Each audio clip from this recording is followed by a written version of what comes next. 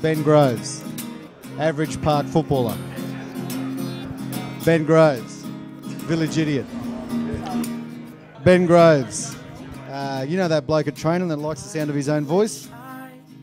Some things can get lost in translation with the island bullers.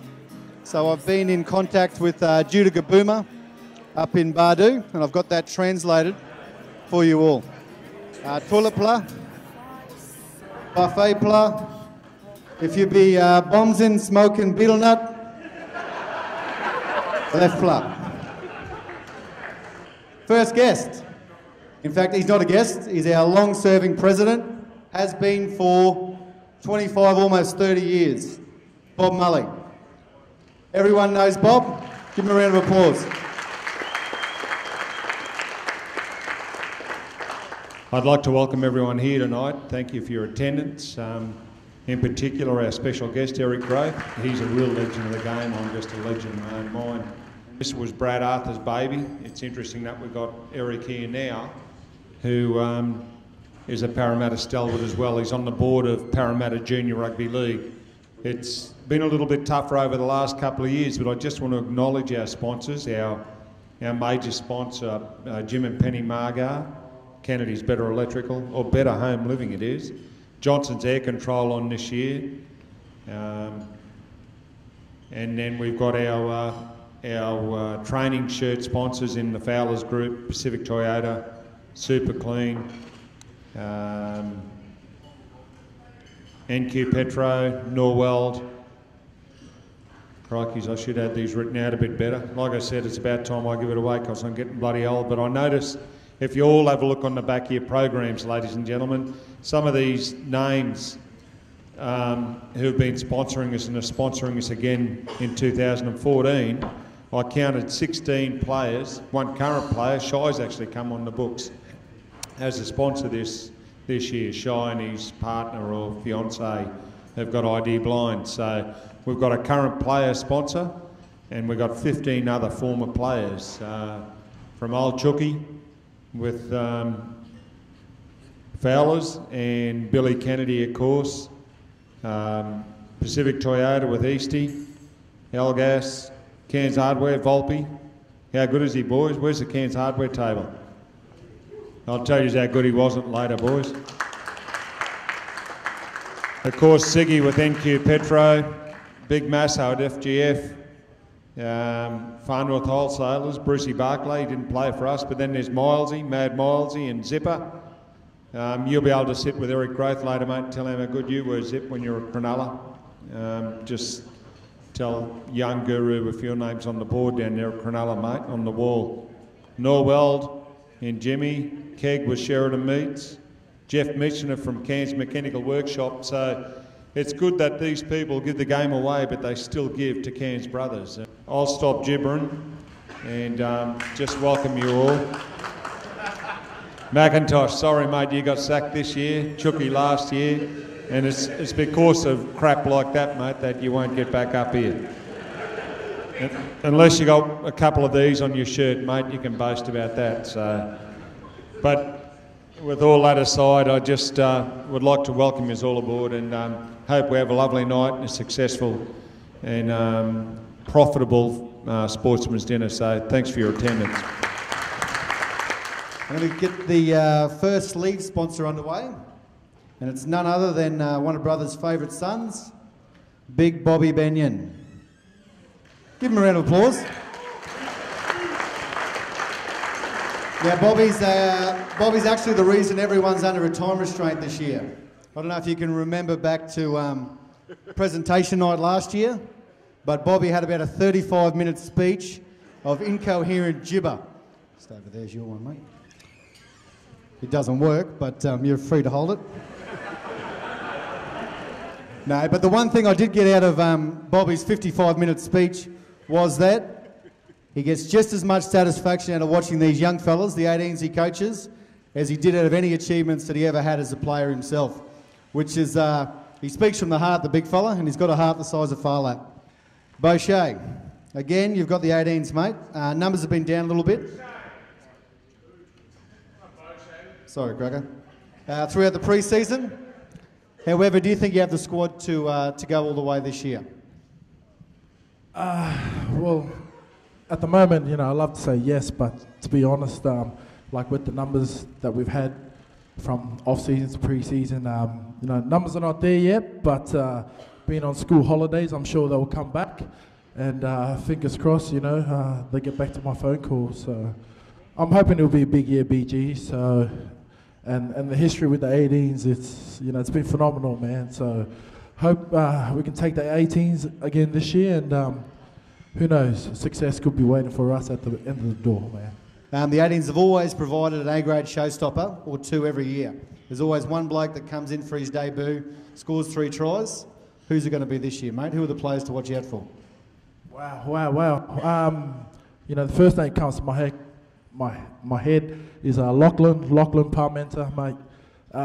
He showed last year that, you know, he had the potential to be an A-grader. You know, there's a lot of other good boys out there, like Jodeci Hodge. You know, Jodeci he's on the verge up there, so there's a lot of names.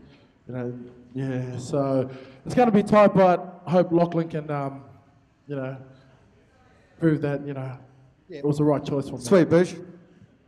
And before we do draw your sleeve sponsor for the 18s, you have anyone you'd like to thank this year? Support staff, managers, assistant coaches? There's only one person I'd like to thank. Well, Nugget, you know, Mr. Crane, Mr. Bingham, you know, all the board of directors. You know, my thankful has already been said before I even come to the club. But, you know, the very one thankful that I sort of appreciate is, you know, the man Shy Bird. You know, we had a drink last week, and, you know, it was a good drink and a good chat, and, you know, what I wanted to achieve, like this year, like in terms of coaching, and what Shy Bird has brought to, you know, he's brought professionalism. He's brought everything that comes along behind that. Let's draw that one out, mate. Oh, man, me? Yep. Oh, straight up. Rightio, first lead sponsor for the night. Let's kick it off. Get excited, you sponsors. Billy T. Bush Safaris. Billy T. Bush Safaris, everyone make some noise. Come on up. For years and years on Mad Monday, I honestly thought this was Billy Seguiaro Bush Safaris. But I've been informed now it's not. It's a legitimate business. I've seen them getting around. Billy T. Safari's been operating for 33 years in May, with Berwick's father starting it. We do Daintree, Cape Tribulation Day tours, out to Chiligo, any charters, want any Christmas parties, we're happy to give a quote and come and join us. Have fun. Thank you. D-grade coach this year, and it's a tough gig. Taken over from the often imitated, never duplicated, Alex McFarlane, Cracker Jack. Probably one of the most recognisable faces in the club is Alex, so Squiddy's got some big shoes to fill there. C-grade this year, brother, Squiddy's got some absolute superstars of the NITV. Very, very rarely do I flick over to the NITV, watch the Murray Carnivals or Island of Origin, and I don't see a handful of our C-grade players. And these kids can play. Coach natural ability, your lads have got plenty of it. What are you looking forward to coaching this year, mate? For a starter, it's going to be a pretty hard act to follow with old Cracker. But I'm very looking forward to this year, actually, because C-grade I coached about 3 years ago it was, and we won 2 premierships in a row, and a lot of the same blokes that I did have in those 2 years have come back. And looking at the numbers we've had down at training, we probably could have 2 C-grade sides. And everyone is very keen, and the boys that I've spoken to are happy that me and Cracker are in charge, coaching them and everything, so it should be a good year, I think. It's the whole club. We've had over 160 people on the books signed on between all the grades, which is phenomenal. So with 160, there is a chance we may have 2 C-grade sides this year. Squiddy. What are the chances we could have a brothers versus brothers grand final in the C-grade? Well, I think we've got a big chance of that happening, mate. The sponsors better dig in deep, because it's going to be one hell of a Mad Monday.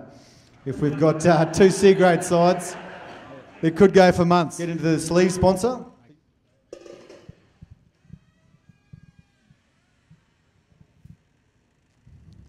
Well, this one. I'm building a house myself. And I said to Shai the other day, with Renee's business, I said, do you think we might need some shutters and blinds? And he said, yeah, I think they do them at the business called ID Blinds. So the sleeve sponsor for C-Grade is none other than, as Nugget said earlier, Shai and Renee's ID Blinds. Shai's actually a silent partner.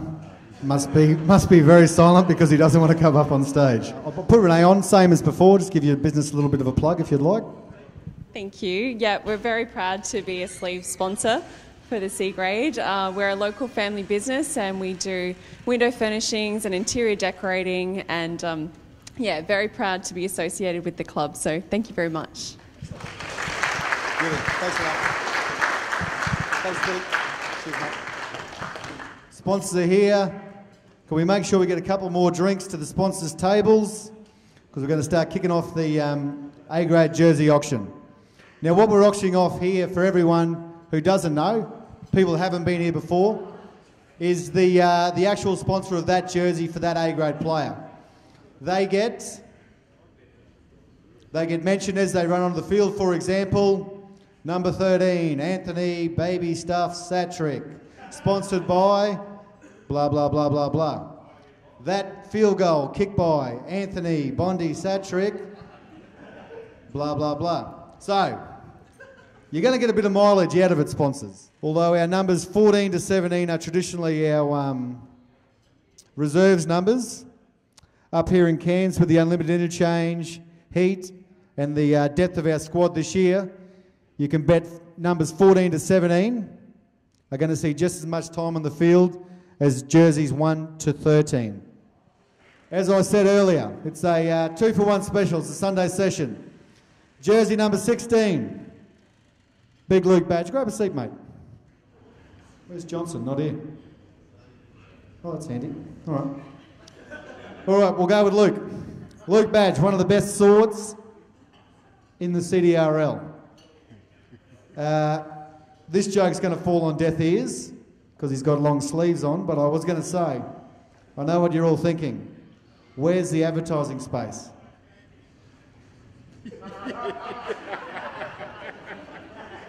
Anyway, expect a big year out of the big fella. Definitely one of the fittest blokes in our club and is in for a stellar year. Jersey number 17, worn by T. I dare not even attempt to pronounce his name. I'll get T to pronounce it. Taina. As I said, yep, T. Has been an absolute standout in pre-season this year. Traditionally a centre three-quarter over the last couple of years I've been here. However, T's asked for a chance to play in the halves and hooker this year and has done absolutely everything right, both at training and in the trial games. True gentleman of the club and a great club man. Good to have T up on stage. Alrighty.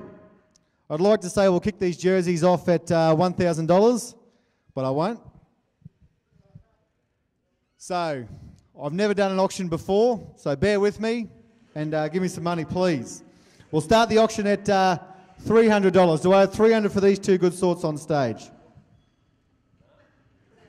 Boom, $300. Thank you very much. We'll go to 4 because I'm not going to waste your time. You're not going to waste mine. I'm not going to worry with the 50. I've got $400. As I said, you're getting 2 jerseys for the price of 1. $400 for jerseys number 16 and 17. Do I have 400? Beautiful. Up the back, 400. 450. Did I hear 450? Done at Billy T. 500. We'll go to 500. Have I got 500? Anywhere out there for these two good sorts? What numbers are we? 16 and 17. Expecting big things. 500. Looking for 550 now. Moving up. Put your hand down, PJ. You've only been working for 2 weeks.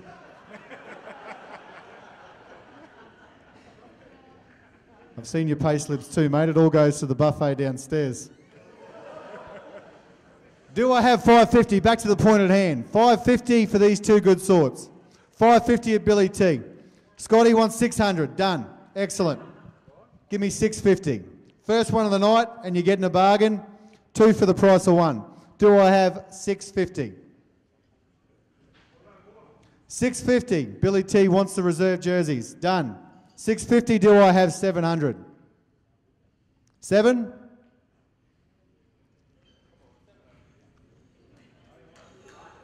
$700 going once.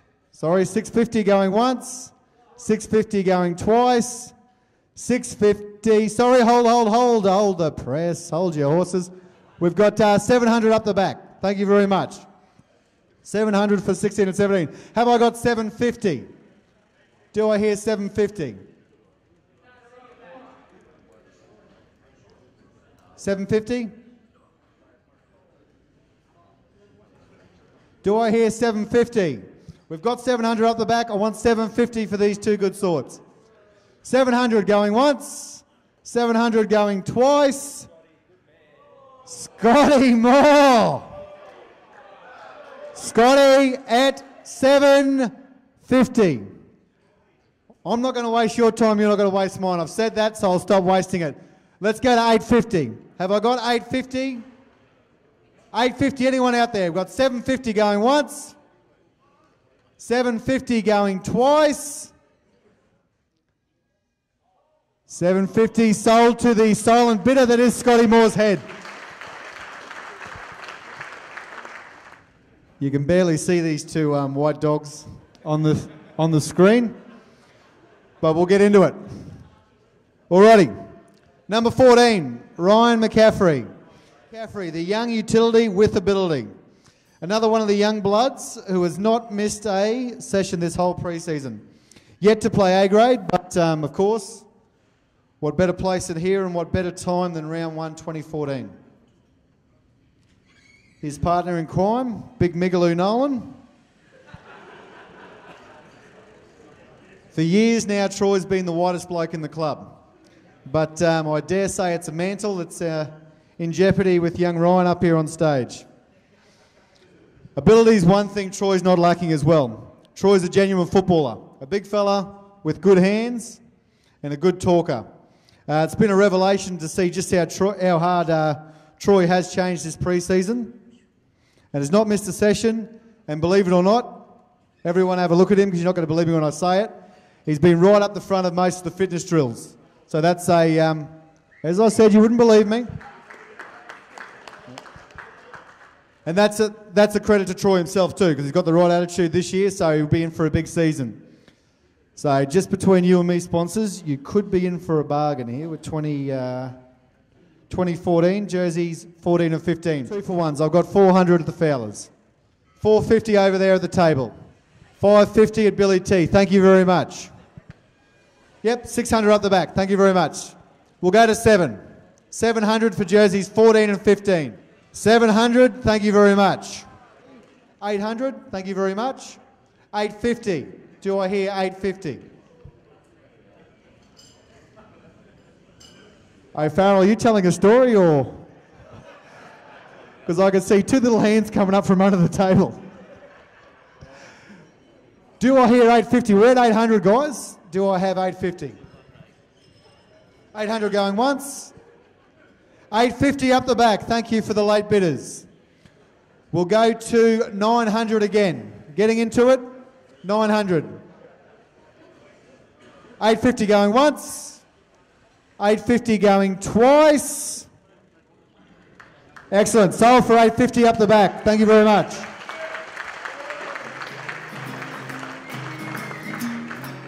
It's now that time of the evening where dinner is served.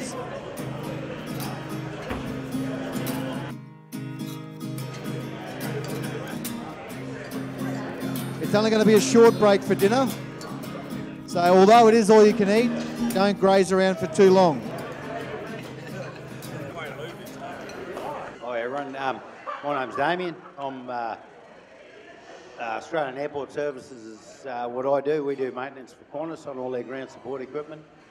But Brothers is a club I love. I came here in '96 and it's been a good club to me, and I love it. It's a win-win here, and it's a really good spot. Thanks, Bergie.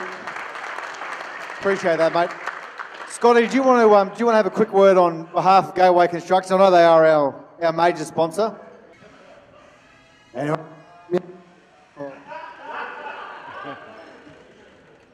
Hello. On behalf of Jim Peck Marga, they've been sponsors, major sponsors of this club for about 50 years. They love the football, they love coming down watching the games. Yeah. They don't think they're important or anything. Love giving to the game and giving to our club. And other than that, yeah, thank you. Thanks, Scotty.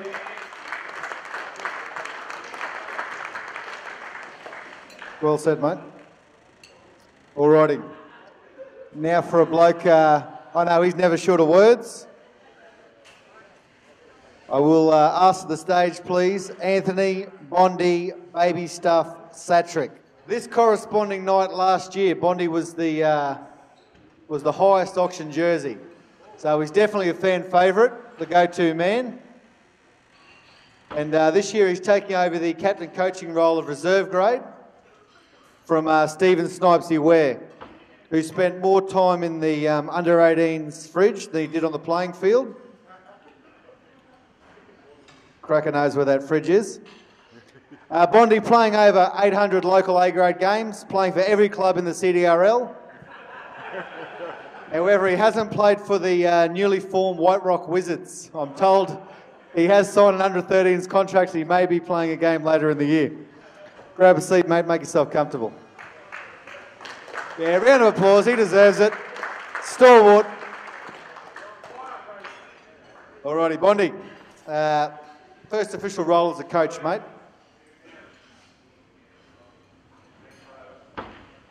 Yeah, settle down, Dobby, or you won't get your sock. First official role as a coach in the senior ranks. What are you looking forward to most, mate, in the coaching? Just having a little bit of fun with the boys. If I haven't learnt nothing over football in my time, then there's something wrong. So I'm hoping to share that with the boys, and yeah, we'll go from there. Yeah. After playing with Bondi for the last couple of years, I know, I'll tell you firsthand, he's a bloke who has forgotten more about football than a lot of blokes in this room will ever know. So he's certainly got a lot to pass on. But enough about your team, mate. Tell us about that field goal you kicked last year with a couple of seconds to go. Game on the line. Baby stuff. Exactly the answer I thought I'd get. Anyway, I'll tell you the story. Game on the line. Maybe 30 seconds, 20 seconds? 15. 15. The way I remember it, we were 15 metres out. Bondi stands at the back, give me the ball. Baby stuff. Puts it over the post, we win by 1. I caught him later that night, after a home game, of course, at about 11:30, telling the story.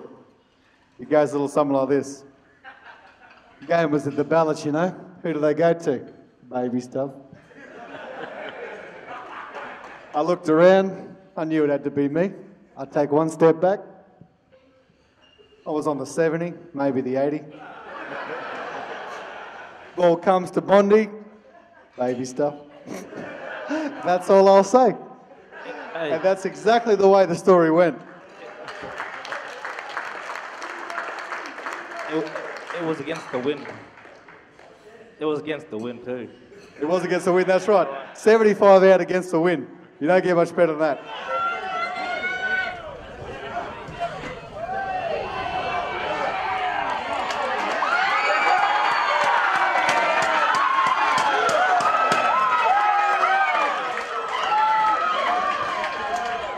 Alrighty, Bondi.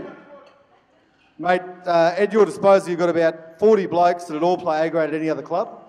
Who are you looking forward to most this year, mate, develop into A-graders for the future? Oh, look, I've got a big cohort this year and a lot of players I haven't seen play football before, but keep it long story short, every player that plays in my football side, I'll be pushing them up to play A-grade. They're no good to me. it's all about playing A grade and not playing reserve. So I'll be hoping to encourage all boys in my football side that it's not about being in my football side. You want to play for A grade because that's where the football should be played. And I think I've got more than enough players that should be pushing for those spots. So all the best and good luck for 2014. Thanks, Bondi. Well said. All right, let's get the sleeve sponsor.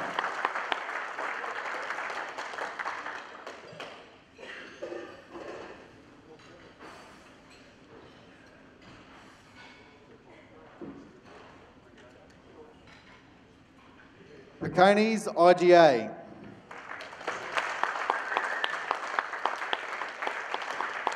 Great sponsor, great sponsor. I'll give Picconi's a wrap myself. Normally, after we play Yarrabah, we pull in at the bottle shop he's got there, grab a carton for the trip home, and normally makes it to about White Rocks. Sean Mullins. I know what you're all thinking. One-hit wonder from the late 90s, Lullaby. That song was good, don't get me wrong.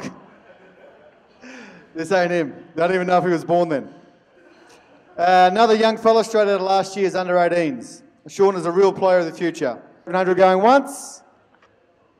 750, thank you very much. 800. 850, thank you very much. 900. 900 going once. 900 going twice. Sold at 900, thank you very much.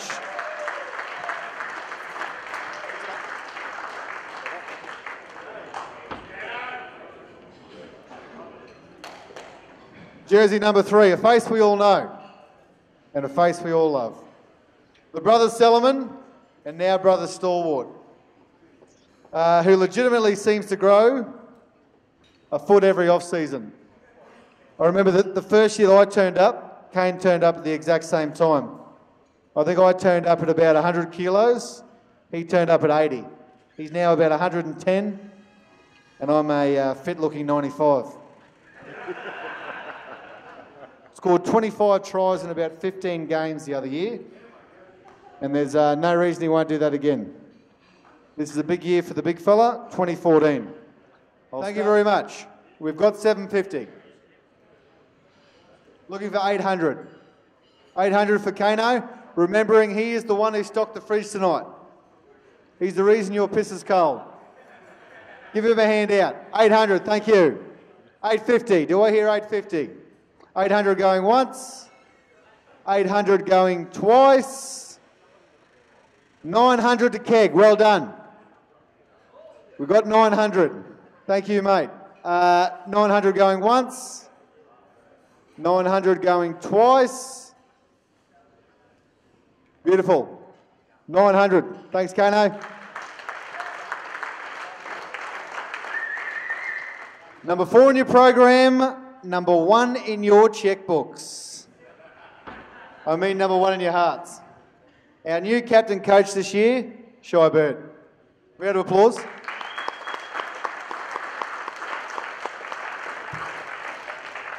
Now obviously any dummy with Wikipedia can rattle off some of Shy's stats. 99 games for the Pride, Stalwart, Take Pride program, great guy, this and that. What a lot of people wouldn't know actually is I've probably known Shy for a little bit longer than most, if not all, people in the room. I can remember back when I was about 16. Shy was the A-grade captain there at Cairns down, at Townsville Brothers.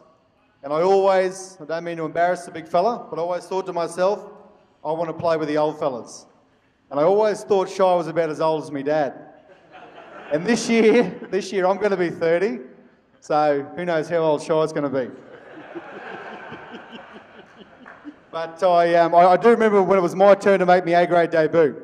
I was about the same age as a couple of young fellas here on the stage. I got the tap on the shoulder. You know, Benny Groves, you're going in this week against Charters Towers. Yep, what? Cracker's obviously set to repeat. So Charters Towers was a big week. I thought, yep, sweet, I'm going to get to play with the big boys. And after Thursday training, Shy might remember this, he said, oh, come on mate, we'll have a beer at the old members bar at Townsville there. We went inside and he bought me a beer. And I thought, it doesn't get any better than this. I get to play A-grade with Shy Bird and I'm making my A-grade debut against Charters Towers. It was in Charters Towers as well. Yep. Prestige worldwide, wide.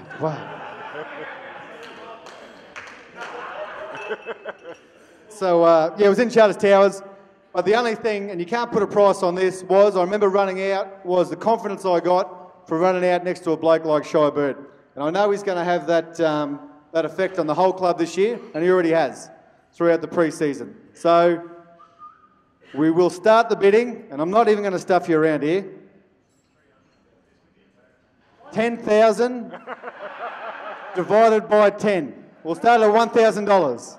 For Shy Bird, as I said, I'm not going to stuff you around, you're not going to stuff me around. For the premier jersey of the night, you're not going to get a better jersey than this. $1,000, thank you very much.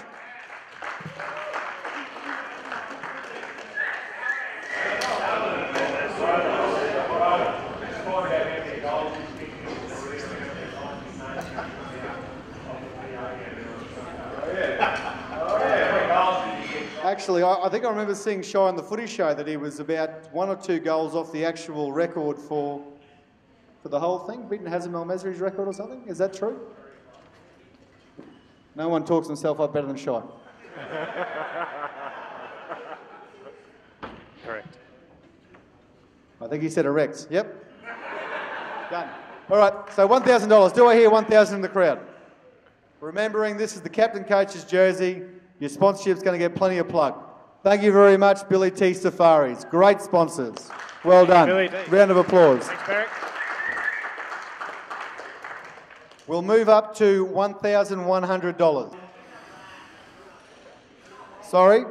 Bingo. Yep, sorry, mate. Beauty. All right, beautiful. 1,100. We'll go to 1,200. 1,200. Do I hear 1,200? 1,200 going once. Here we are, 1,200, thank you very much. This one is the legitimate premier jersey. 1,300, thank you very much. 14. 14, excellent, we got a bidding war for once. Yeah. 15. Put the Spurs in too early. 15. 15, all right, done. 15, do I hear 16? 1,600. Put your hand down, Beauchet. 1,600. 15 going once. 1,600, thank you very much. Do I hear 17? 1,600 going once. 1,600 going twice. Sold for 16. Thank you very much, sir.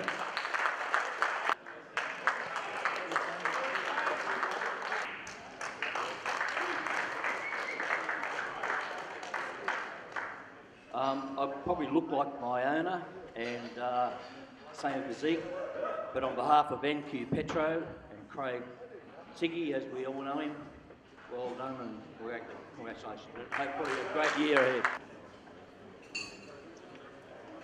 Firstly, I'd like to welcome Guru to Cairns, and I trust you'll have a good time, and no doubt everyone in this room has made him feel welcome, and will do over the space tonight. Thank you for having me. Absolutely. You can tell a lot about a bloke by his nickname. You must have had one of the greatest ever nicknames in the NRL. How did the nickname come about, mate, and who gave it to you? Well, long story short, Jack Gibson came to the club in '81 and he introduced a couple of transcendental meditation TM people. And that was, there was an office in Sydney and he brought them to training one particular time and they gave us a spiel of what meditation can do for you. And a few of us at the end of the night put our hands up and said, yeah, we'll try that. It was myself, Peter Wynn and Dave Lydiard, and someone else, I can't remember his name, but we did it for about 3 months. It was probably the best thing I've ever done. It was pretty amazing stuff. It'd relax you and you'd be thinking of other things other than the game and that sort of stuff, and it'd relax you, that sort of thing. But I remember it was quite embarrassing when you had to go to the head office for this particular transcendental meditation. They gave you a mantra, which is a word that was specified for you, and you would have to say it over and over again, and that's how you drift off to this meditation land and whatever. When they first rang and said, "Oh, we want you to come in and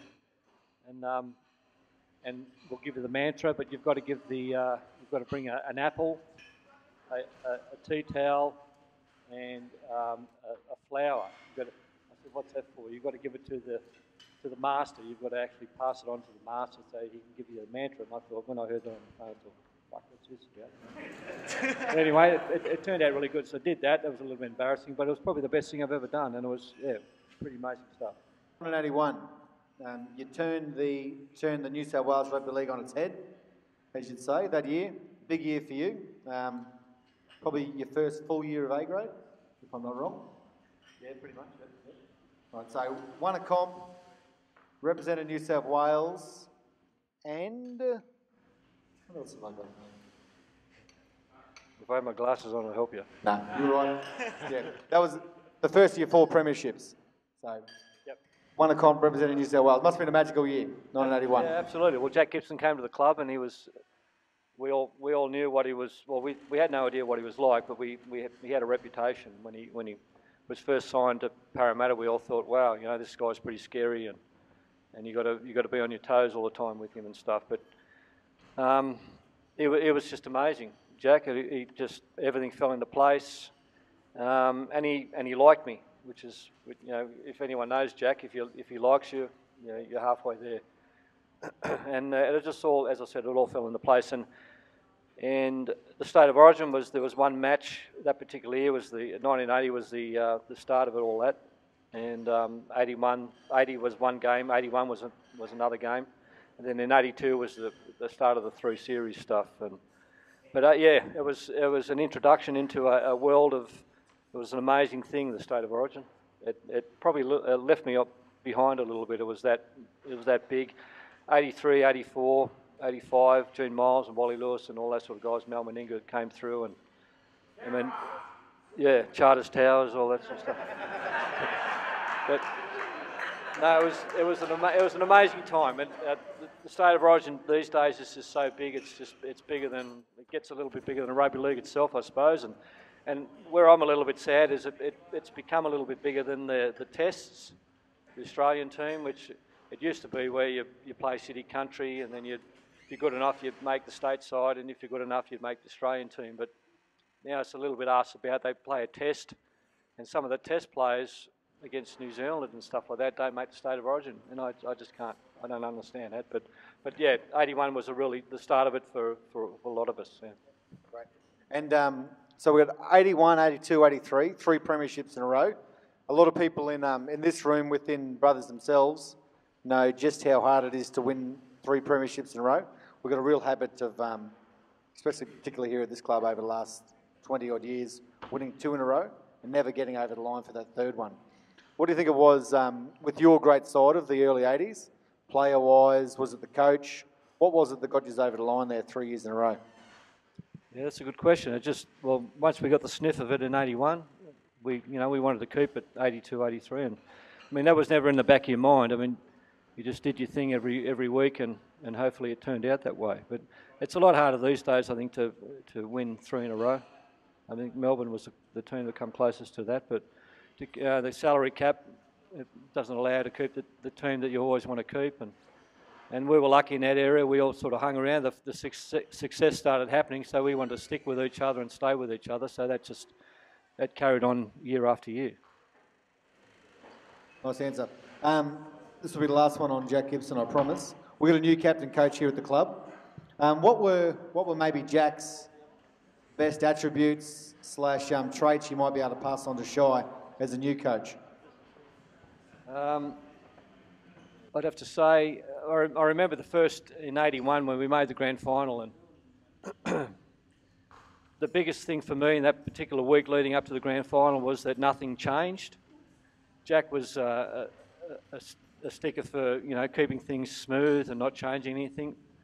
Where you can get sort of apparently in 77 and 78 when Parramatta made the finals in those years, they had a ticket tech parade through Parramatta, and the lead up to the grand final was pretty nerve-wracking, and it was spoken about that we didn't want to do that sort of stuff. But Jack was the week leading up to the grand final was no different than any other week that we had through that year. We had to do the same things every game that we wanted to do, and leading up to the grand final was the same thing again. We had to do the we had to tackle, we had to score tries, all that sort of stuff. There was no difference. It was just Jack's words were, the label was grand final. It put you in a different. You were nervous about the grand final. It just had a bigger label on it. But in regards to the game itself, you needed to do the same things to win that game. Yeah. Next question. This is a good one too. If I do say so myself, because I wrote them. 1982, as you said earlier, back then, obviously getting called up to the test team or on a test tour was the pinnacle.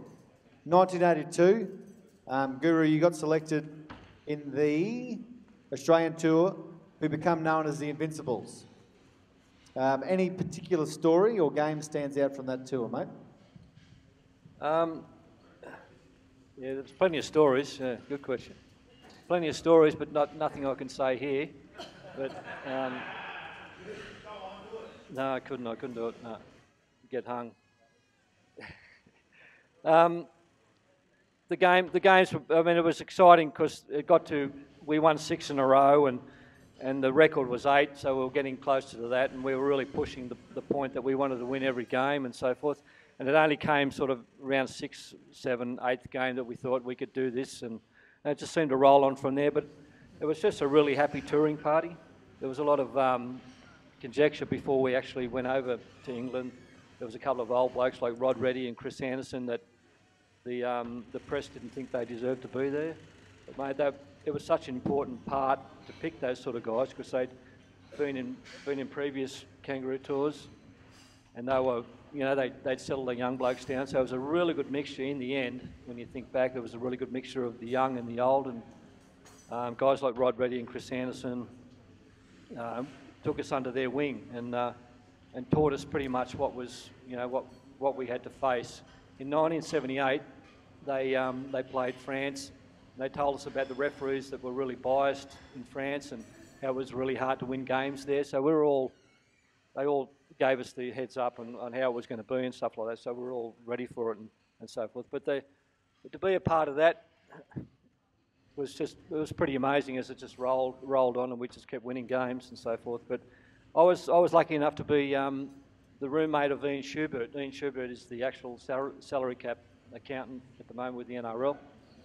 And mate, he was a great bloke, took me under his wing, and we actually had the party room, and I'll never forget the party number. The party room number was room 617, and we'd have parties nearly every night, and we'd knock out the pamphlets to everybody at training saying there's a party room 617 tonight.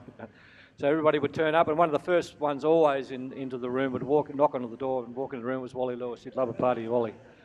And yeah, absolutely. And yeah, we just had a great time, and as I said, it just rolled on, and we all became good mates, and we're still good mates, and it just rolled on from there. Beauty. So I guess the main thing to take out of that is you need the combination of youth and experience, and a party certainly helps everything. And that's always been my motto.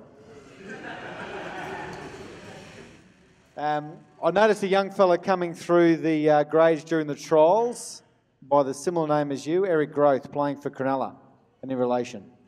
Yes. Yeah, I know his mother.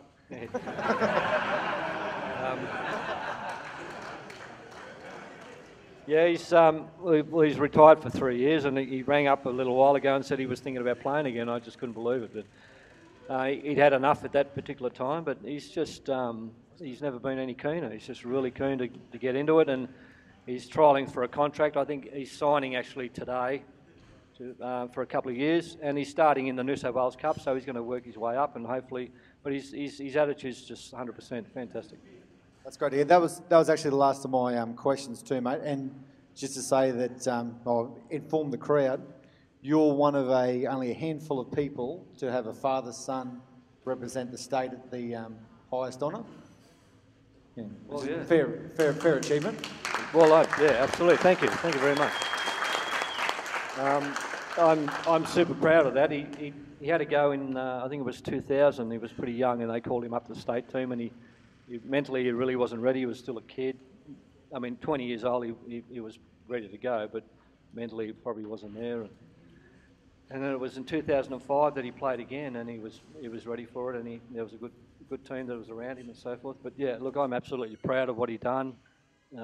It was great to be part of the Parramatta situation and sit down and watch him play in those colours, and that was very special. And yeah, I thought it was done and dusted, and he's back into it again. Yeah. Thanks, mate. And I think that was just the same thing that I got from Boosh earlier in the night was that, yeah, he gets just as much satisfaction out of watching these young fellas go around, and I'm sure your own flesh and blood that you would for any of these achievements, and the list goes on, all of yours. But, yeah, watching young fella, but thank you very much. Thank you, Ben. You're doing a great job. Ben's doing a great job. Thanks, mate. You're doing well. Goody. Thank you. Thanks, Guru. Get off your chairs and stand up and give Guru a round of applause.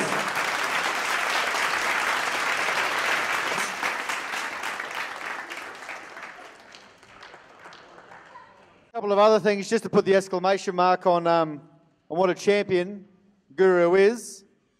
In 1995, they picked a greatest ever 17 players for the limited tackle era. Guru was selected in that team on the wing. He was one of only 2 players unanimously selected by the panel. The other player being, of course, my idol, Arthur Beetson.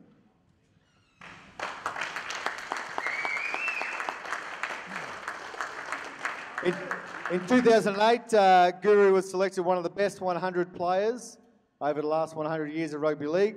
No mean feat. There's been a lot of great players to play the game.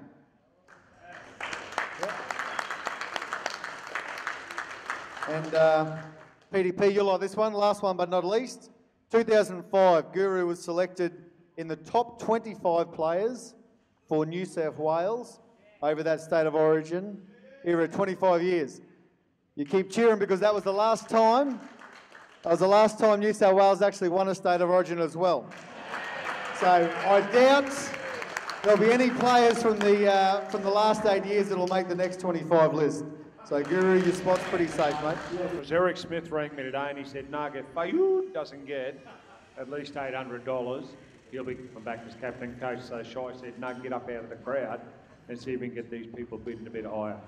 So Freddie Fayou, everyone got that? Can we hear it from the crowd? Freddie Fayou. Well done. Way you go, Grover. We certainly can't have Eric back. We've got O'Farrell now, so we've already got one little man. That's our quota. All right, Freddie Fayou, as I call him, the finisher. Few in the butcher's stripes have ever finished a try as well as this bloke.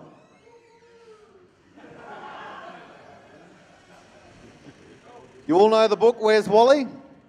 That's normally how we try and find Freddie on Tuesdays for training. To Freddie's credit, this off-season he's been stellar. After building the railway from Perth to Cairns, he's back. And expecting big things from the finisher this year. All right, 800. Do I hear 800? Beautiful. Bergie, thank you very much. 800 going once. 800 going twice. 850, Bergie. Sorry, I got 850 here at Billy T. Thank you very much. 850. Beautiful. Thank you, guys. 900. Have I got 900 for the finisher? He's probably scored 900 in the last 4 seasons. I've got 950 at Bergie. Have I got 1,000 for the finisher? Bids at 950. Have I got 1,000? 950 going once. 950 going twice.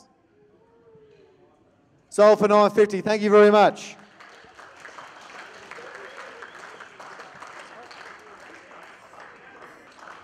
Would you like to say a few words, Pete? What do you reckon you're worth, mate? He's worth a grand. He's worth a grand.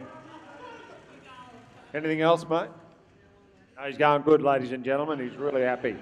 He doesn't do too much speaking. He does it all with action to speak, Pete. And seriously, for a long, long time, we had big white blokes in our club, but they weren't as good as these big Maori, Fijian, Samoan, head-cracking. Oh, we got a starting bid, have we, mate? Away we go, quick. Anyway, all right. Thanks, Nug.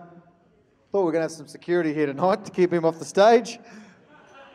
Obviously not well paid. All right, my spiel for the big fella, which is a little bit better than his. The leader of the forward pack. If Big Pete's in for a big game, we're rarely on the wrong side of the scoreboard. And the other team, I'll get to that, and the other team's going to wake up sore on Monday. An absolute favourite in the snake pit. The amount of times I've had blokes come up to me after a home game in the Queenslanders bar and say, "You Fords need to be more like that fella Feedy. He's dead set carrying you blokes." And I'll think back to Pete's game. I think he only played about 10 minutes. Gave away 8 penalties, dropped 2 balls. Oh, that's right, but he had 3 fights. And the snake pit dead set loves him. They think they must watch the first 10 minutes and be too pissed to miss the last 70. But Big Pete, he always stands out. And as I said, leader of the forward pack. And if he's in for a big game, the whole team's in for a big game. So I do say this every time, but one of our premier jerseys. Let me hear it one more time. We'll start his jersey at $700. Do I have $700 for the snake pit favourite, Big PDP? $700, excellent. Thank you very much. We'll go straight to 9 because I seen how quick that was.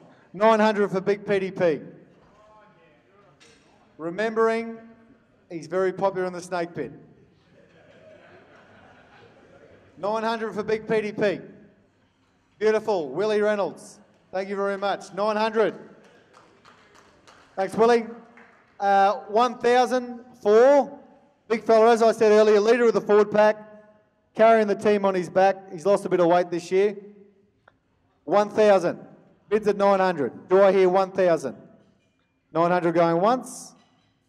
9 going twice. $1,000. Thank you very much. PDP deserves every cent.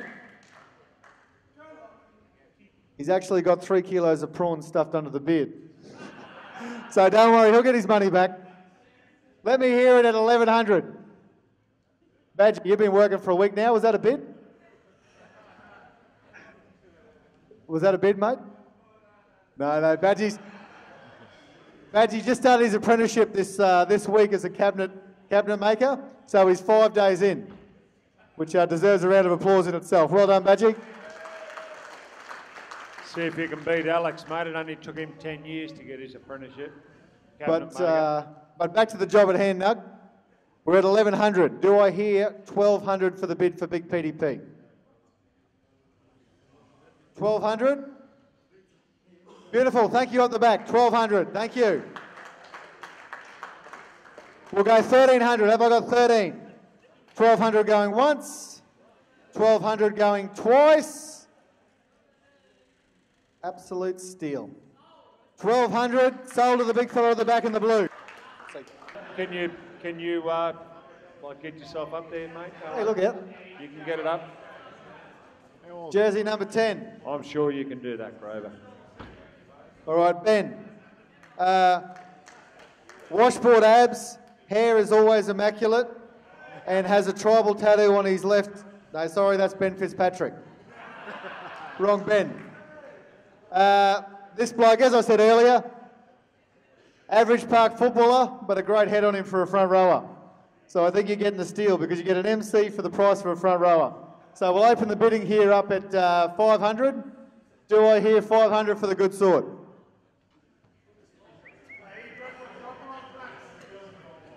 Yep, Cracker did say that. I did play for Papua Blacks in Cairns All Blacks a couple of years ago. $500 there at Billy T. All right, cue the tumbleweed and crickets. We'll go straight from $500 to $1,000. I heard a whisper around the traps earlier that the bloke who doesn't wear a collar was keen to buy him for $1,000. $1,000, the undercover brother. I'll be happy to be sponsored by Billy Seguiaro Safaris. It's at Billy T. $500 going once. $500 going twice. Guys, beautiful, excellent. $1,000.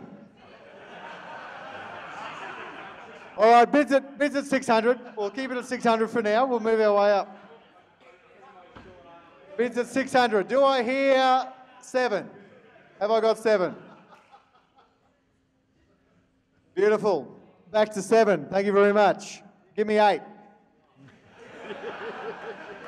Literally, give me 8. Give me something. Give me 800. Clutching at straws, exactly. All right, 800 going once. 800 going twice.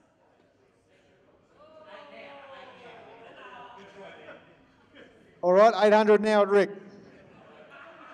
We'll keep it there for now. We'll move up to 9. Do I hear 900? Have I got 9? I'll just point you to the board again. Bids at 8. Do I hear 9? All right, 8 going once. 8 going twice. 900. Thank you very much, Billy T.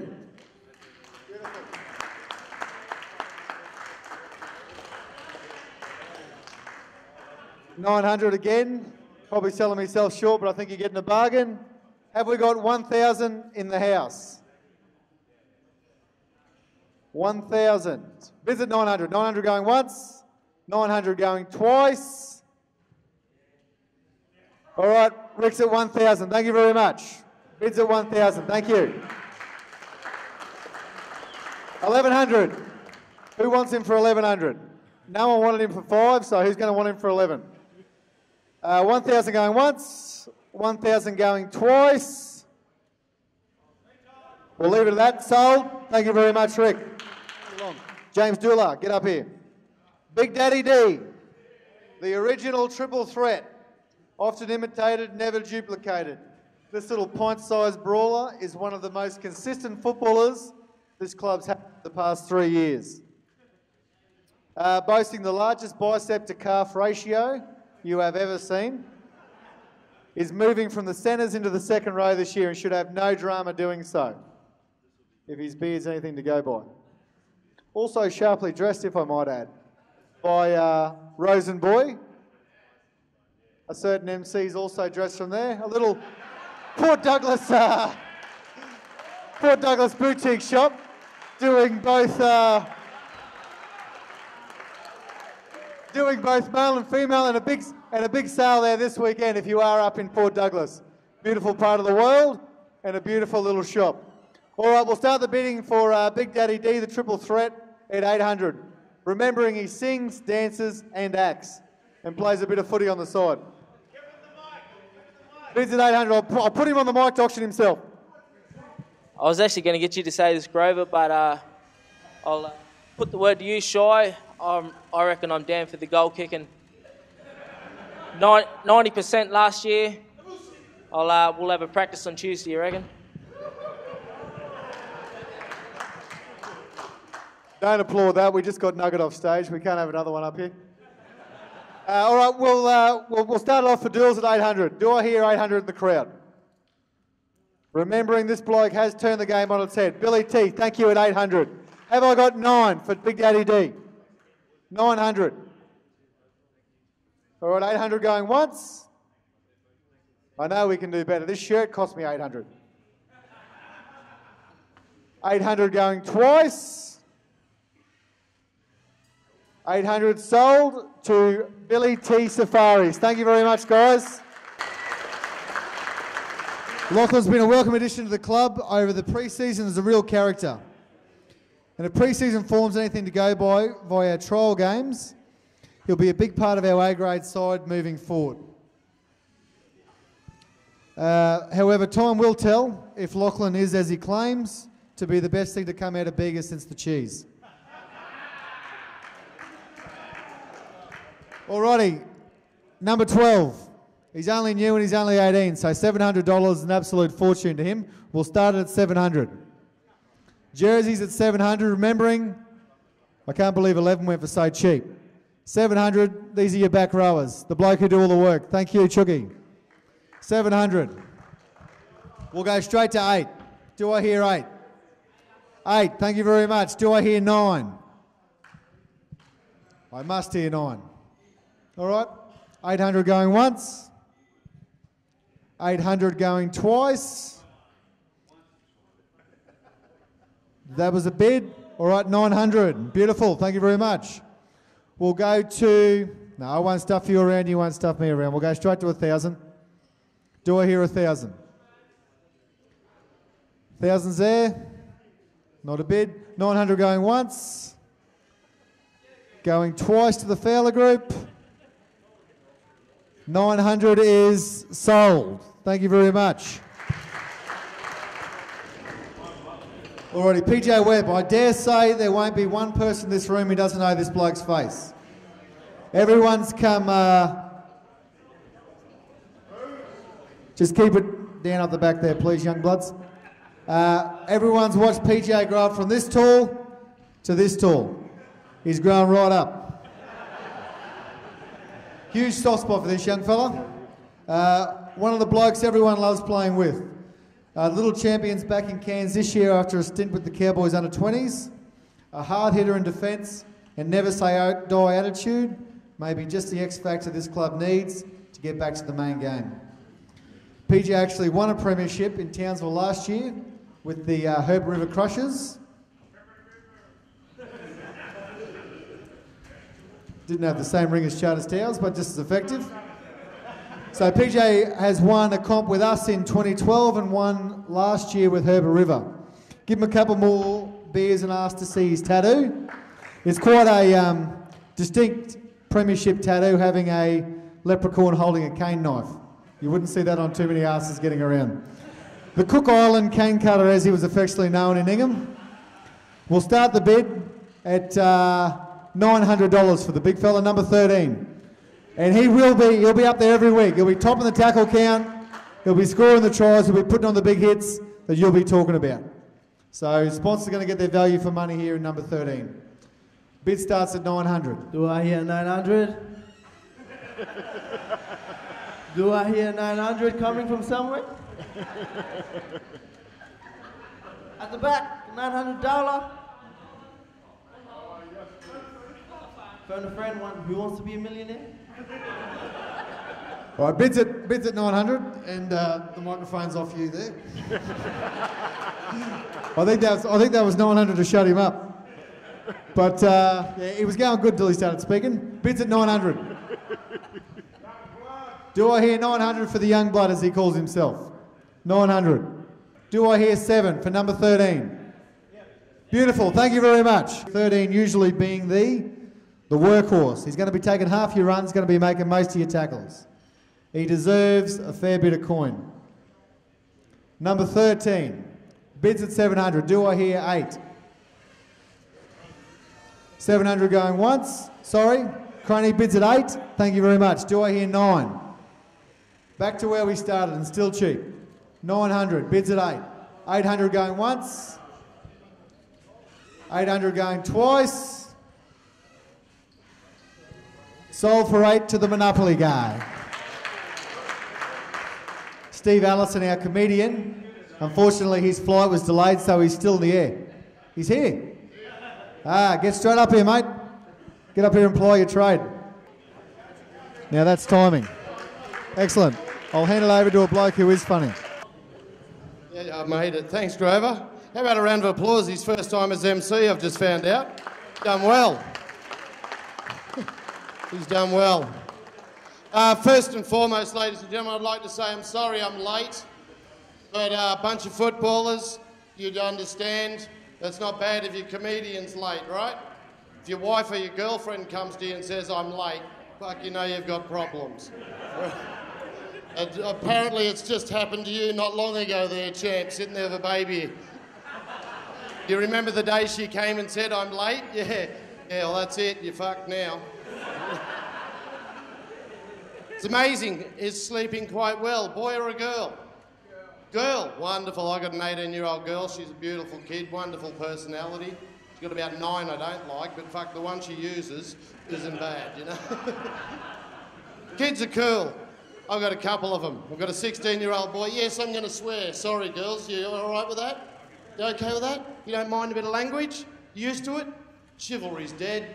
Sorry if I'm rushing. I've been on a plane going, fuck, I've got to get there, got to get there. So I'm hooking into it.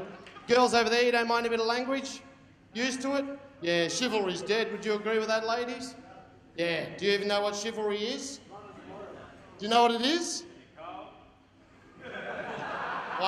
I missed that, but it sounded like a good answer. Well done. Old mate down the front here, you'd understand what chivalry was. It's different now. Girls don't want it. In the old days, blokes like you would lay a coat across a puddle so the woman could walk through without getting her shoes wet. Then you'd make her fucking wash it.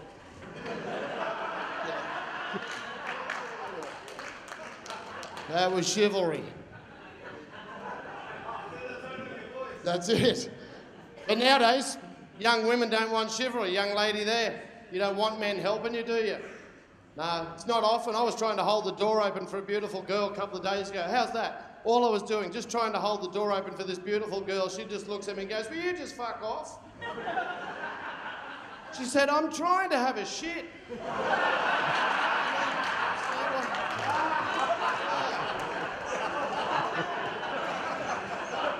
Harsh but fair. Let me guess, you're committee, are you? Are you committee? I can tell because when I did that joke, they both went, "Oh, what the fuck?" We're going to get complaints. We're going to get complaints. But that's just how it is. Don't stress. Oh, it's wonderful to have a little kid in. As I said, my boy, 16 years old. My daughter, 18. 16-year-old boy's cool.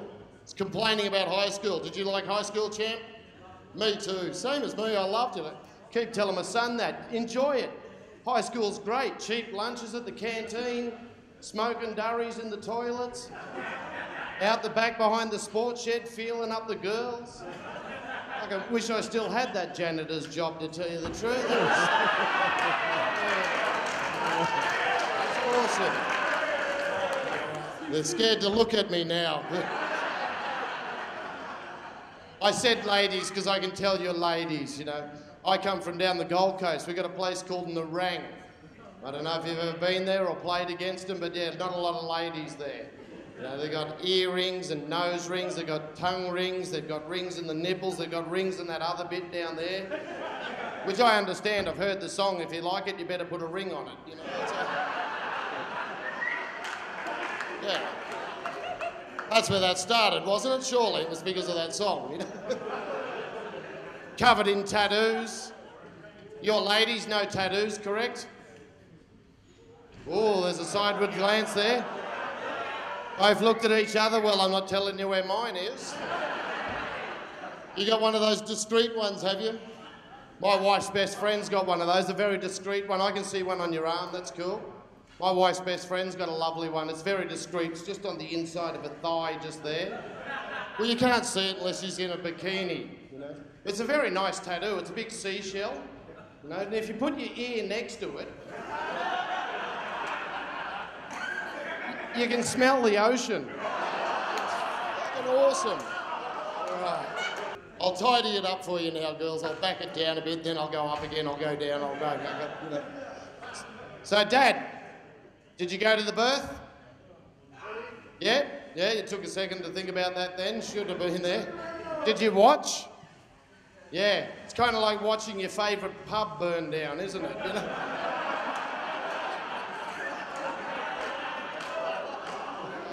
I was born in the 60s. My dad didn't go to my birth. He just drove past the hospital and beeped the horn. Yeah, fucking ripper!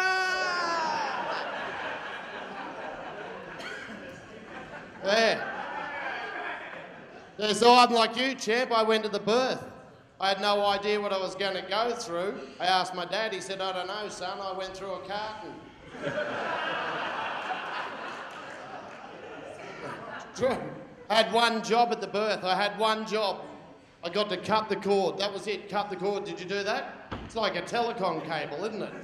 You think it's going to be like cutting a sausage, but no, it's a telecom cable. I had one job, cut the cable, and as soon as I did that, the doctor took over. His job is back on.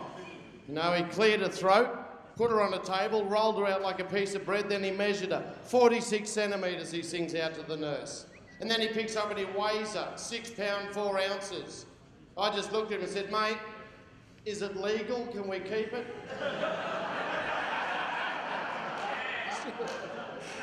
Can't kiss it and put it back. First photo of me daughters holding her by the ankles.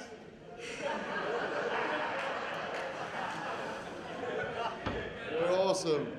You know, you're going to be one of those parents that smacks your child when it's naughty, or are you going to be one of those, "No, I don't hit my children"? You don't need to smack your kids. Really. You know how they say, don't do what I did, don't smack your kids. What do you do? They're little. Wait until they hurt themselves. Then enjoy that. You don't need to smack them. Wait for them to come to you crying. Just look at them and go, well, that was for you spilling the drink on the new rug. Now, fuck off. And that's what their birthdays are for. You can buy them a bike and take them to a hill. It's true.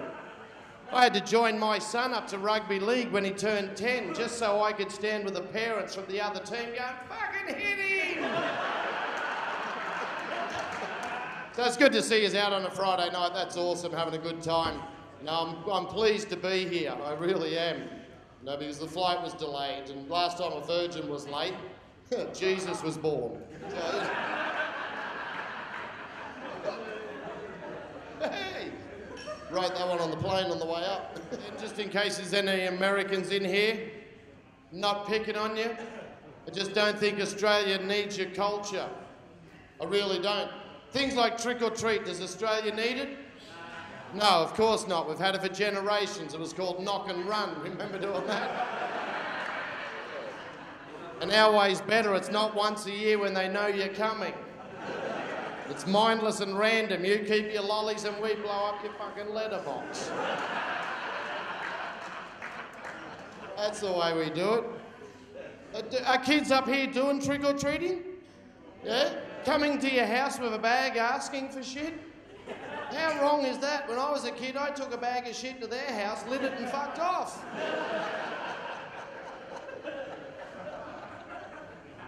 I'm not the only one in the room that did it either by the looks of that. See, they say Australia's got no culture. There's proof we do. As I said, life is good. Life is good. Would you agree with that, old mate, down the front? Excellent, excellent. You looking after yourself? Yeah, you got to look after yourself. You know, you young guys over here, up the back, young fella. You're only young. How old are you, mate? Yeah, sitting there. Yeah, how old are you? Charters Towers, cool, cool. They got a post office and everything now, haven't they? You know? And a roundabout, Jesus Christ. I got a mate, he's a one-armed bobcat driver. He specialises in roundabouts and fucking cul-de-sacs. But you got to look after yourself. Are you healthy, mate? You healthy? You've had all your checkups? Had your prostate done? Was it a fishing trip or did you get a doctor to do it? Got to check that sort of stuff.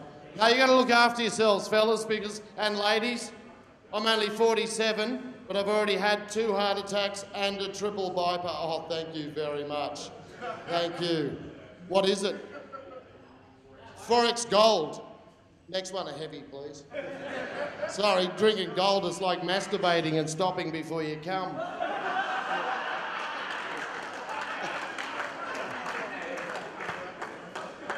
You want me to pull it back? You want me to pull it back to you? No? Cheers, everybody. Have a sip. Get it in here.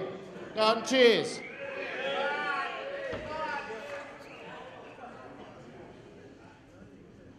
Oh, that's cold. Oh, that's cold. But as I say, mate, you've got to look after yourself. I had 2 heart attacks, nearly died. And I've had a triple bypass, open heart surgery. Yeah, who knew? That's the truth. I'll open. Look, I can show you where they put the zipper in if you don't believe me. Check it out. Can you see the scar from there to there? It's about the same size as the vasectomy one. It was a hot day. But yeah, 2 heart attacks, triple bypass. I was 42 at the time. Who knew? A packet of cigarettes a day and half an ounce of weed a week for 32 years. You'd think the government had warned us, but nothing. You know. But old mate, I nearly did. I nearly died. 2 heart attacks. My mates were worried. My mates were seriously worried. They were like, Steve, you have another heart attack. What do we do? Tip your ashes into the ocean and have a party on the beach in your name? And I said, that sounds nice. And it does. It does. It sounds nice. But I said, if I have another heart attack, don't tip me in the ocean. I'd prefer, if I have another heart attack, the party sounds good, but honestly, I would rather if you gathered round and had a go at reviving me. Have a lash at CPR. Put jumper leads on my nuts if you think it'll get me up. But they were seriously worried. They were. If we can't bring you back, what do? Do we tip you in the ocean? I had a better idea. When you go, what do you want, mate? Buried or barbecue? Barbecue. When you go, buried or barbecue? Buried. Nobody says that anymore. It's very uncommon. Where would you like your ashes placed? Anywhere. Yeah, no, you got to think about it. I did. My friend said, should we tip you into the ocean? I said, no, I've got a much better idea. Don't put me in the ocean. I said, go to a sex shop. You like that one? I said, go to a sex shop and buy a big, good quality vibrator. Then I want you to tip my ashes into that. And then I'd like you to throw it over the fence of a women's prison.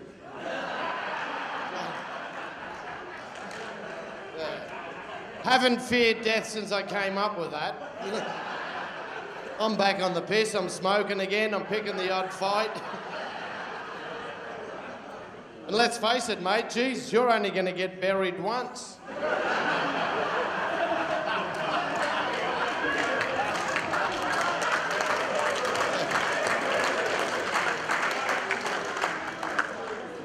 Yeah, so look after yourself. And you've had your checkups, you've had your prostate done.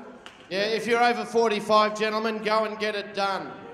Seriously, it's not that big a deal. That's what I tell my missus.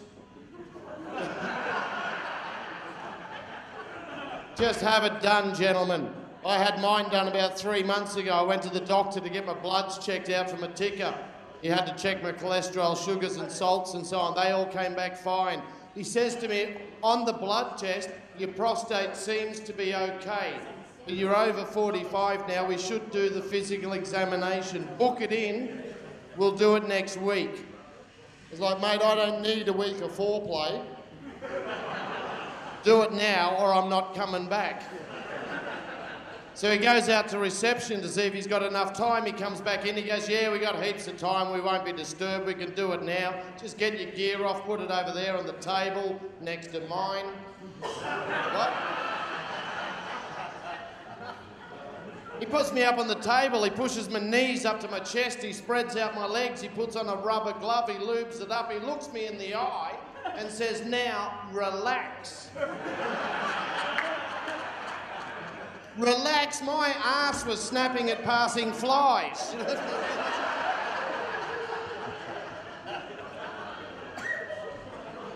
He gets a digit in, he starts poking around, he's doing that, he has that, he's going like this. Poking around, and then he says to me, don't be embarrassed.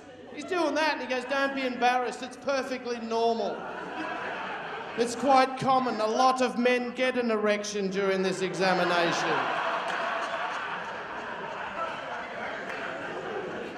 And I said, I haven't got one. He went, nah, but I have. Right?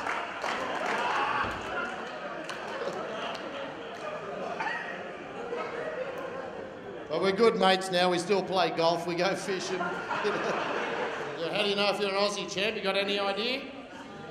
If you're a true Australian, your parents are Aussies. They may have been born overseas, but if you're a true Aussie or a Kiwi, they have the same culture.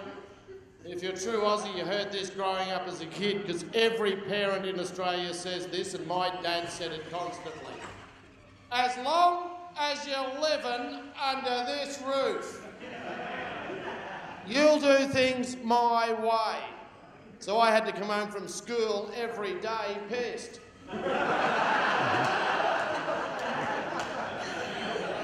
Stumble through the front door and try and get a root off mum.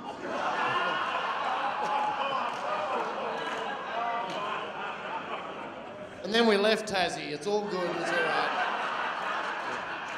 I enjoy a drink. I won't drink too much tonight because I've got an early flight tomorrow, but I do enjoy a drink because I'm a man. I'm a bloke.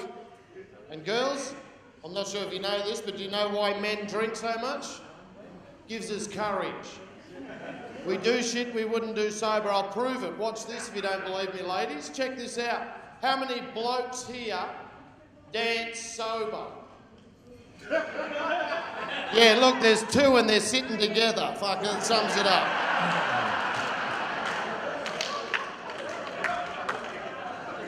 Thanks for playing, fellas.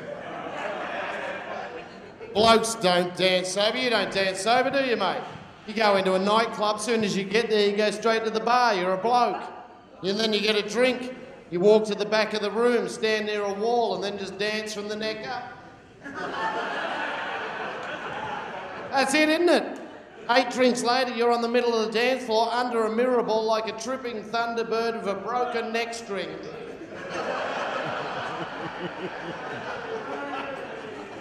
That's what men do.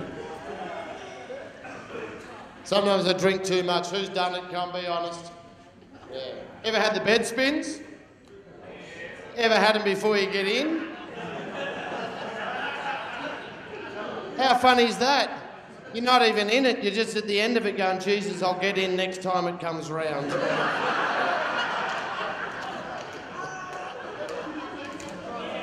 That happens. It does. I've had the bed spins that bad. Seriously, I've had the bed spins that bad, I've made the ceiling fan stop. But if you're really drunk, it doesn't matter because you can sleep anywhere. Would you agree? Yeah. How many of you have woken up in lockup? We went to sleep on a bus. Oh, good on you. Turn around, I'll see if I recognise you.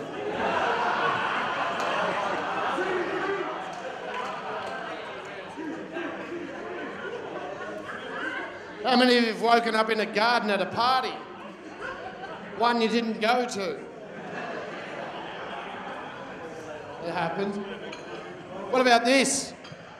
Guys will recognise this, not so many women, but how many blokes have seen this? You go into a pub or... He just got the seashell joke.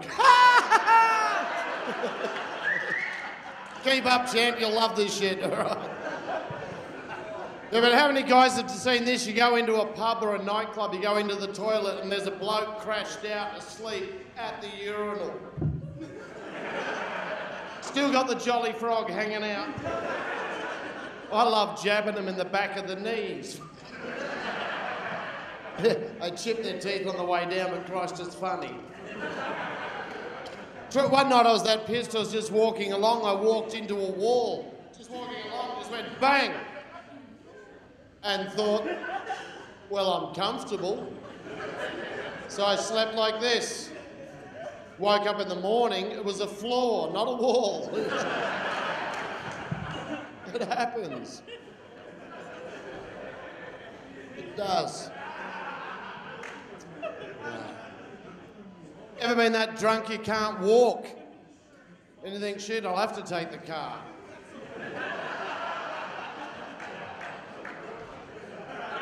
Don't. Don't drink and drive.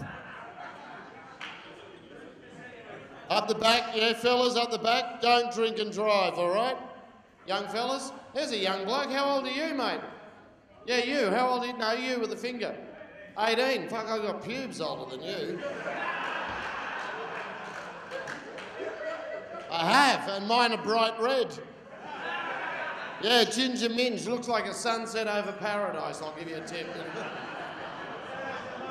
I got to own up, though. I am getting a bit older. I found my first grey pube a month ago. How's that? Doesn't count. Wasn't mine. It was in my teeth. But anyway.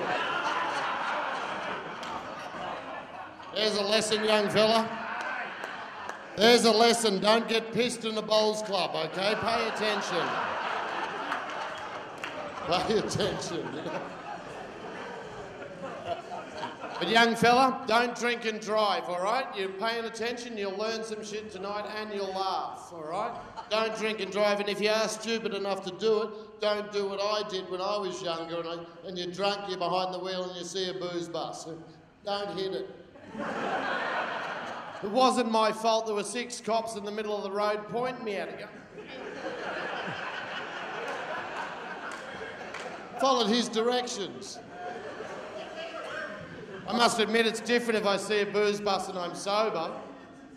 If I'm sober and I see a booze bus, I just pull in. I'm not frightened. Honestly, some Saturday nights I've got nothing to do, I'll drive around looking for them. I see a booze bus, I pull in, then I just sit behind the wheel, just go.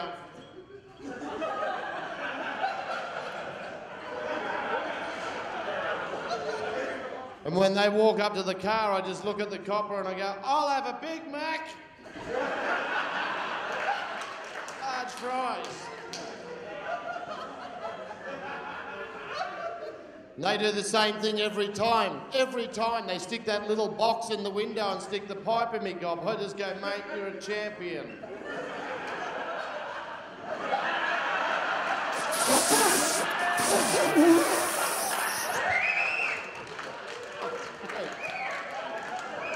Great fun.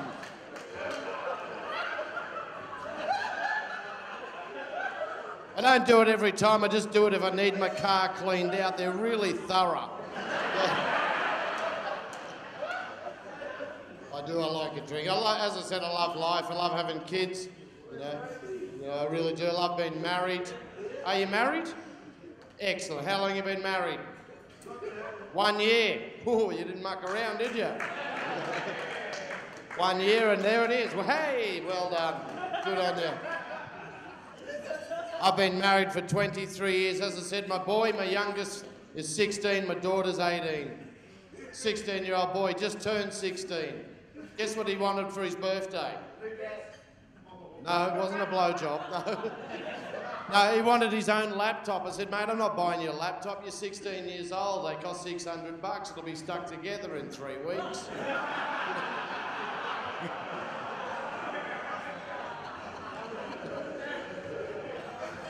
I told my friends, I said, my mates, I was telling my mates he wants his own laptop. They said, well, just buy him one. And I said, no, I don't want to get him one. If I buy him a laptop, he'll be in his room all day watching porn. And they went, well, if you don't buy him his own laptop, when you're not home, he'll just watch your porn collection. And I thought about that for a moment. Then I thought, no, he won't. And here's a tip, parents, grandparents. If you've got kids at home and you don't want them to watch your porn, best way to stop them, be in it.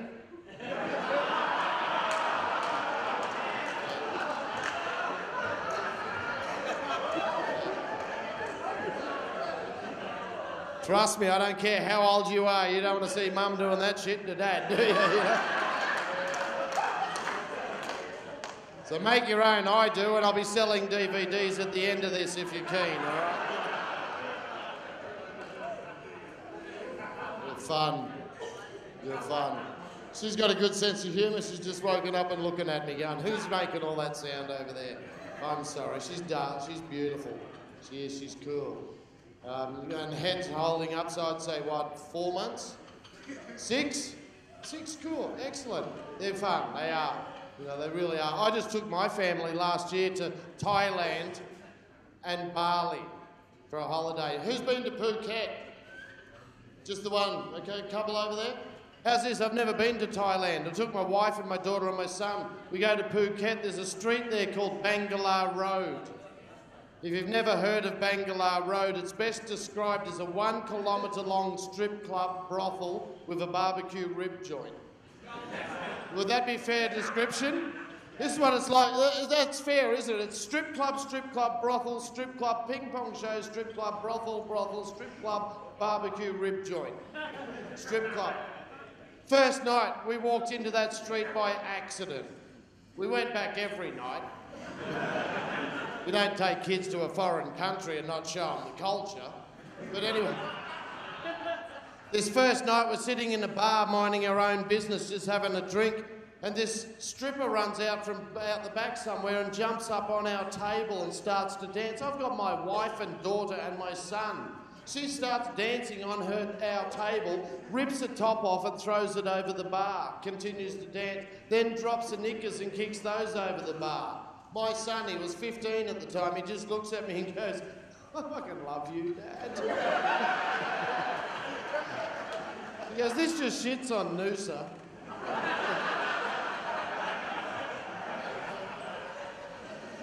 And I just looked at my daughter, she's just sitting there with a ping pong ball stuck to her forehead.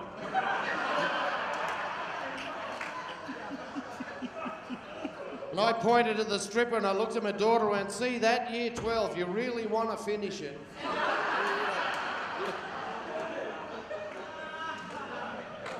It's a fact.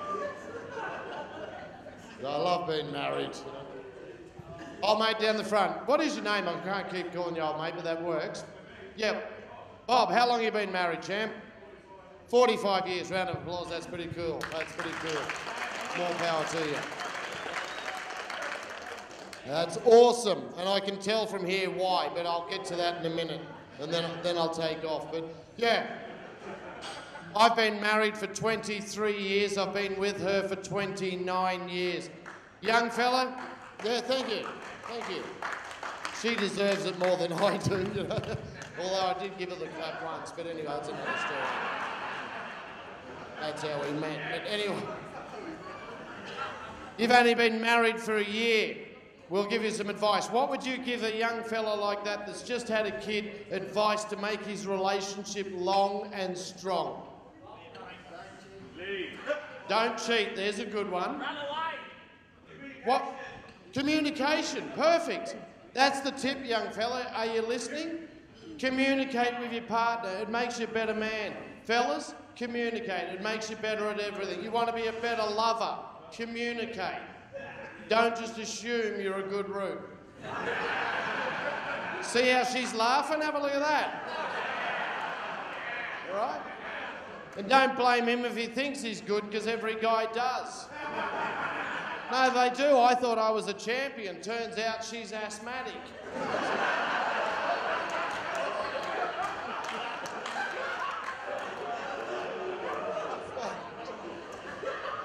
And you top it off, I'm just being honest, I'm just an average man. Are you an average bloke? Yeah, that's a problem. No, it is, because the average bloke is different to the average girl. That's a fact. It is. The average bloke, I don't know if you know this, girls, but the average bloke can reach climax within 7 minutes. Well, fuck, I can beat him. Twice.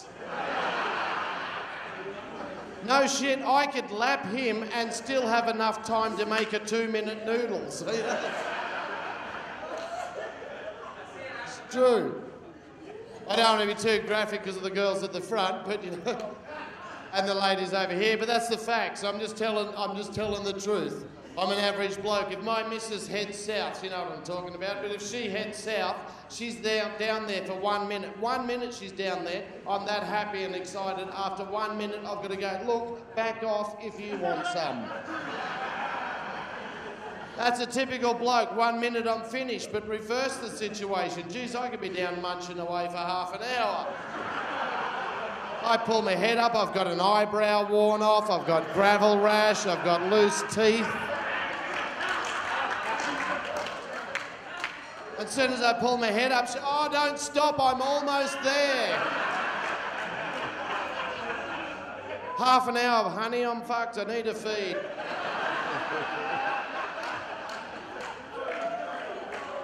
But young fella, I don't. I stick around and I work bloody hard. I work hard and I get her to the finish. That's why I'm still married. And I get her to the finish and then she wants to talk to me and I'm like, oh, for fuck's sake, I don't want to talk now. I don't want. So girls, ladies, girls, if you're a single woman or you've got single friends and they're looking for a man, that's how you can tell a bloke. Have a good look at his head. If he's got no eyebrows like me and he's going bald at the front, you look at him and go, he's a keeper, he fucking works hard, that one. Look at old mate here with the glasses and that head there and the head behind. Look at the bloke in the black shirt, fucking workaholic, look at that. Take that fella home and hang on to him. And then you get a young fella like you with a head of hair like that, I just look at you and go, you selfish fucker, you. Anyway, I'm going to take off, but thanks for having me up tonight, and I'm sorry I was late. I'm Steve Allison. We'll see you later on. Cheers.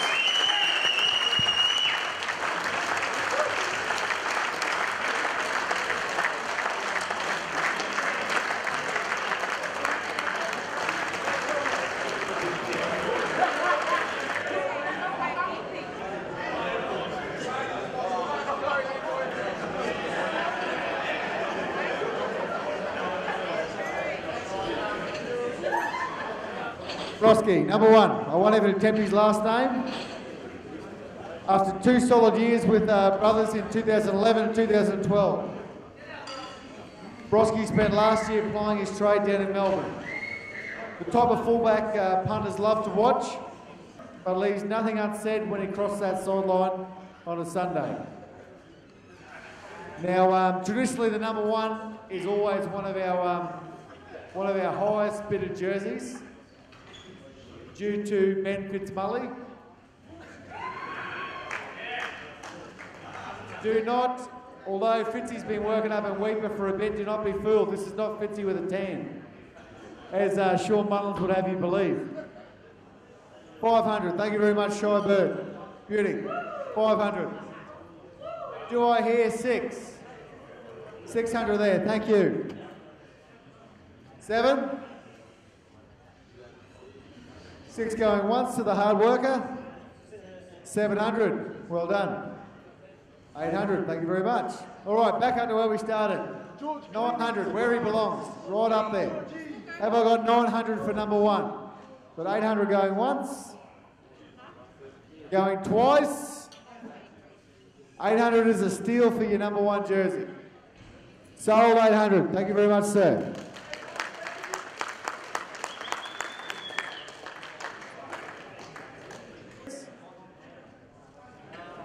Do not be fooled. Everyone have a look at the overhead transparency. Do not be fooled by that fake smile. You will not see this bloke smile too often. Nicknamed the Angry Man.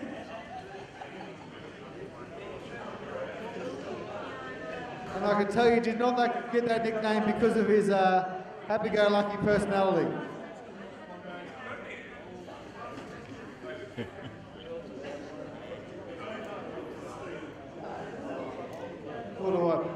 Anyway, I know everyone's having a good night, but we've got 3 jerseys to go. If we could just hold off until then. Obviously not. All right. The Angry Man is one of our best players, the reigning best and fairest of the club. What he lacks in positivity, he makes up with in competitiveness and heart. Topping the tackle count week in, week out, you will often find this little staffy pulling down opposition players twice his height. A great player and one of our premier jerseys up for auction. We'll start O'Farrell. I know no one's listening, but we'll start him at 4. I'll start him at 400 because that's how many mil he is high. 400, you're getting pretty much $1 a mil. Starting at $400. Got that easy. Got 500 here at Billy T. Do I hear 6?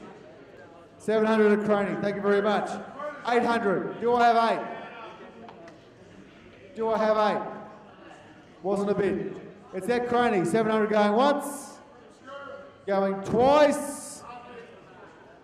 A reminder, this is the number 9 jersey, tops the tackle count every week. 700 going 3 times, sold.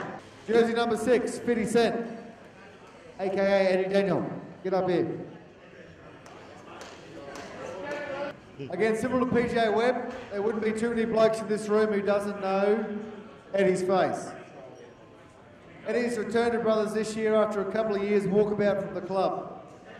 Great to have Eddie back on board. And no one in this room has more natural ability, and I mean no one in this room has more natural ability than Eddie Daniel. Looks to be a more complete player for this year in 2014. Alrighty, we'll start the bidding for Eddie at 600. Do I have 600 for number 6? One of the halves numbers. First bid at 600. Thank you, Scotty. Well done. 600 going twice. Sold for 600. Thanks, Scotty. Mate, Pelly's a new addition to the club this year in 2014. Former Australian schoolboy, extremely talented footballer. Mate, Pelly comes to us via St Brennan's College in Yeppoon, breeding ground of champions. Melbourne Storm, Newcastle under 20s with a little stop off at South Lobe in Brisbane last year. Having almost as many clubs as Bondi at the same age, he could get there if he plays out his career until the age of 46. 7. Put it at 7. Beautiful, thank you very much. Going to 8. 800. The jersey number 7. Come on, everyone. Come on, sponsors. Put your hands together. If you know this, if you really don't know this special bloke, my Pelly Marshall, he's been under the coaching of Brad Arthur and the under 20s for Melbourne Storm. So come on, everybody. He's played fullback, he's played halfback, he's played 5'8". So I think there's deserves appreciation for this young lad right here. My Pelly Marshall. We're at 900 on the back. Beautiful. Thank you very much for your bid. We've got 900. Do I have 1,000? Do I have 1,000? He's well worth that. This was the premier jersey for the night. That's why I stayed until last. You think we made him hobble up here for 900? 900 we got on the back. Thank you very much. $900 at the back. I appreciate that. Nugget, have we got a confirmation? Do I hear 1,000? Nugget, Mr. Bingham, have we got a confirmation about the All right, bids at 900. 900 going once. 900 going twice. Last jersey tonight, another chance. Last jersey sold for 900. Thank you very much. You may not know, Shy's our new captain coach this year. 2014, he's just taken over from Robbie Swain, who we've had for the last couple of years. Did a great job. Obviously, Robbie was his own man. Eric before him was his own man. And Brad Arthur before him was his own man. So Shy's bringing something new to the club, which is always exciting, and the players always respond to something new. I know how hard it was for Shy to pick the 17 for this week for the OHT. How hard is it going to be for the rest of the year, mate? Mate, very difficult. As Benny just mentioned, just coming up with the 17 jerseys to fill out, the 17 players to fill out the jerseys to stand before you tonight was a pretty agonising thing. Obviously, the guys that were up here tonight aren't running out to play a game of football this weekend, but it was just reward for the efforts that they've put in through the entire pre-season. We put out a mandate from the very first session back in November that those that are turning up to training and putting in those hard yards will be rewarded. And that mantra will continue on through the entire season. And I've got the support of both assistant coaches and head coaches of the other grades as well, with Bondi, Horsey, Gary and Squiddy adopting that same mentality. So those guys that were up here tonight, I'd just like to thank you guys personally for the efforts that you've put in so far through the pre-season. It's been fantastic, and it was good to see you guys up here tonight. But to answer your question, Ben, yeah, there's going to be a lot of headaches for the duration of the season. Well, I hope it remains for the duration of the season. We've had massive numbers to training through the pre-season. As you mentioned earlier tonight, we've had over 160 different players come through the gates. And as a coach, it's a very welcome headache. There's a lot of other clubs around the competition that unfortunately having just as bad a headaches, but for the totally opposite reasons. So for me, I couldn't be happier with the efforts that the guys that have been turning up have been putting in. And at this point in the season, I think we're faring pretty well. The winner of the A-grade sleeve sponsor for 2014 is Russell Muller and About Scales. And Barry Muller. Beauty. And this is about where the night concludes, guys. I'd like to thank everyone for their support throughout the night. Except maybe the last 20 minutes, you got a bit rowdy, but I would have done the exact same thing. What I am going to do, however, is throw over to Shy Bird. As I said, this was his baby tonight, guys. So Shy organised everything. As a new captain coach, new to the club, was a bit of a responsibility. So I'll give him definitely the last word to thank everyone and finish the night how he wants. Just a very, very big thank you to Ben Groves for his MC duties this evening. Thrown into the deep end when we first started coming together to try and formulate this evening. There's a lot of push from the board and committees and all the rest about going for the tried and true professionals, but I think if Benny's electrical apprenticeship turns out the same way as though his teaching career did, then maybe there is actually a future for you as a professional MC. So thanks again, mate. I can't wait until next Sunday rolls around when we finally get to kick at football in Angus. So to you guys, thanks very much, and let's maintain the standards that we set thus far. And sorry, Scotty.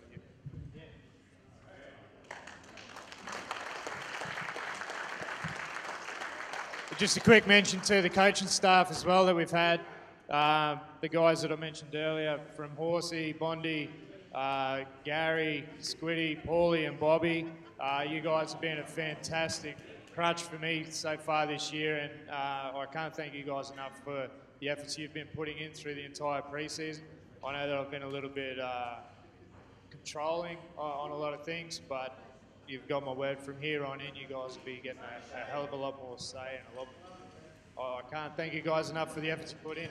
So, in addition to all of the volunteers who help out with all our game day, so all of the committee members who are, whether it's inside putting the deep fryers, putting the chips through the deep fryers, slapping the burgers together, putting the beers over the bar, or helping out in the first aid room, Will, Kate, everyone who does their bit to make sure that our game day goes the way it does, and make sure that our players have what they need to take the field. I'm the first to put my hand up. The players just, and I'm one of them, don't really realise just how much work goes on behind the scenes to make sure that a game takes place. Whether it's Nug down there mowing the fields about 8 times a day, or marking the lines. All those guys working in the bar and the canteen, sitting on the gate and all the rest of it. So I'd just like to extend a thanks for the rest of the season from myself and from the playing staff, coaching staff and the playing group for your efforts for the rest of the season. So thank you.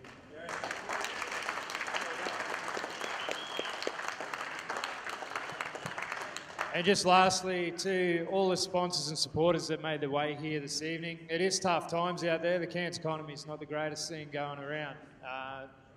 It is pretty tough out there, and we're all sort of scratching for a living. So for you guys to give up your hard-earned to be here tonight and to bid on the jerseys, it really is a heartfelt thanks that I extend. A lot of guys can just keep their wallet in their pocket, but it's you guys out there that extend that support that allows football clubs to survive. So thank you very much. I just want to acknowledge the work that Shy's put in. This is his first season, as you all know. You're well aware. He's captain coach. He's development officer. He's fundraiser. He's chased all the sponsors. He's put this evening on pretty well on his own. We've been doing it for the past 12 years. With little help, he's gone out and he's done it in his first season. In the first 3-4 months of his employment, Shy's come up with tonight. As he's just said, it's pretty tough times out there, and we do appreciate all the people, and a lot of the people that have been coming forever.